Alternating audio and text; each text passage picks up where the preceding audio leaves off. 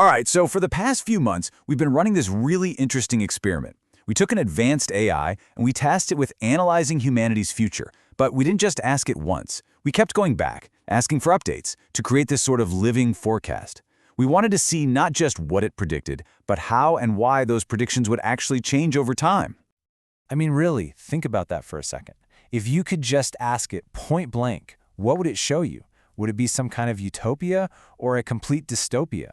Or, something way more complicated? That's the exact question that kicked off this whole explainer. We wanted to see our world through the unblinking eye of a machine. Okay, so let's dive in. Our journey here starts in late 2025. We gave the AI, Grok 4, access to a whole bunch of real-time web data and asked for a simple diagnosis. Where is humanity headed? And its initial findings were, well, pretty sobering, to say the least. So the AI's first assessment was incredibly stark. It basically concluded that we're not on one single path. Instead, we're standing at this massive fork in the road. It called this a bifurcated future. On one side, you've got this incredible potential for AI-driven empowerment.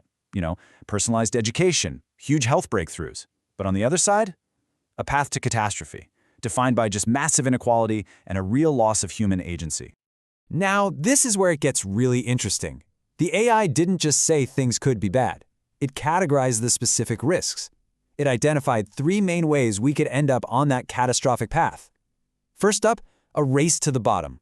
Basically an AI arms race that just spirals completely out of control. Second, the digital throne, where one single entity, a country or a company, gets total AI dominance.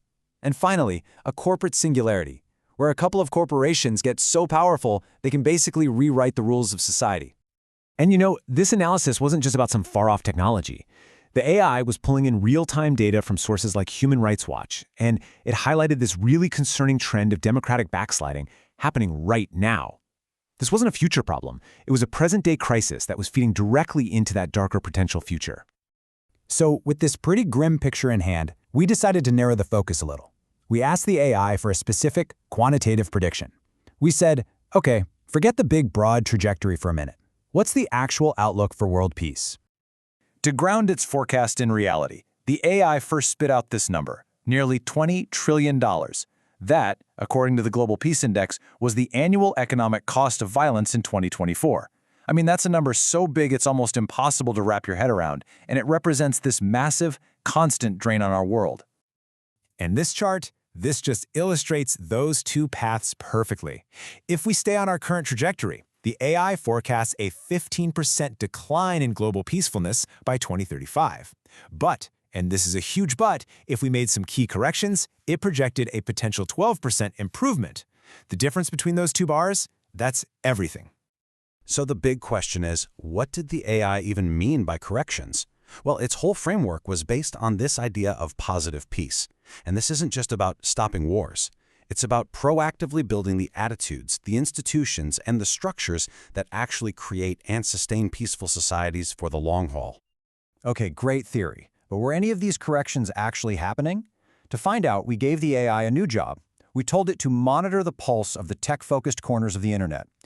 Places like X, tech forums, what the AI started calling the Grokosphere, to see how the conversation was actually changing.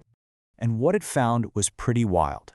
The AI's analysis showed a really clear and really rapid shift in sentiment in just 3 months. Back in September, the online mood pretty much mirrored that initial stark diagnosis. By October, though, a little bit of guarded hope started creeping in. And by November, that had turned into a much more grounded optimism. Yeah, by November, the whole conversation online had shifted. The data showed that 70% of the discussion was optimistic. But this wasn't blind hype. It was a real focus on ethical AI and actual, tangible, real-world applications. Now, the caution was still there, that 30% was focused on things like surveillance, but the overall vibe was much more about building solutions instead of just fearing problems. So the tech world was becoming cautiously optimistic. It looked like we were on this slow, steady march toward that better future. But while all that was happening, a completely different variable was about to get thrown into the mix, something no one, not even the AI, had really factored in at the start. And then, boom, suddenly the model gets flooded with this totally new set of data points. A major diplomatic push, led by former President Donald Trump, resulted in a whole series of high-stakes peace treaties and ceasefire talks all around the globe. The AI, of course, just neutrally logged these massive events as they were reported. It processed data about a major ceasefire and peace plan between Israel and Hamas. It tracked all the pushes for negotiations in the Russia-Ukraine war, and it noted these mediated peace deals in Africa between Rwanda and the DRC and Egypt and Ethiopia. Look, regardless of how they turn out in the long run, this was a huge disruption to the way things were going. So this flood of new geopolitical data, it forced a complete reevaluation.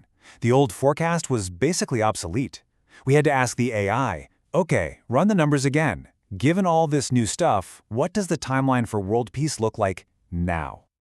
Now, just to jog your memory, this was the AI's original forecast from a few months back.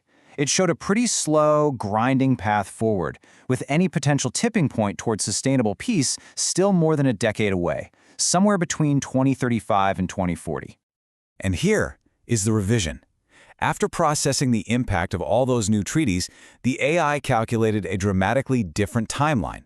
It's now projecting major de-escalation by 2028, and it pulled that potential tipping point forward by a full 5 years, to sometime between 2030 and 2035. Seeing the two forecasts side by side like this, it really tells the story. The short-term odds of things getting better more than doubled. And maybe most important, the key driver of that change shifted.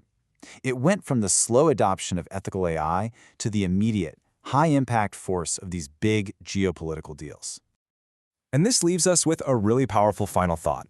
If our collective trajectory can shift this much, this fast, because of one new set of variables, it just hammers home the point that the future isn't something that just happens to us.